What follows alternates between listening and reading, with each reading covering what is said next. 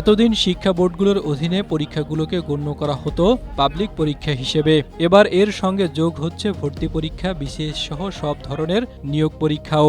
আর এসব পরীক্ষায় উত্তরপত্রে ঘষামাজা বা টেম্পারিং এবং যে কোনো ইলেকট্রিক ডিভাইসের মাধ্যমে জালিয়াতি, ডিজিটাল ম্যানিপুলেশন অপরাধ হিসেবে। তবে এ ধরনের অপরাধের জন্য আইন সংশোধনের প্রক্রিয়ায় প্রাথমিকভাবে যে ধরনের শাস্তির প্রস্তাব করা হয়েছিল সেটি অনেকটাই কমে গেছে চূড়ান্ত খসড়ায়।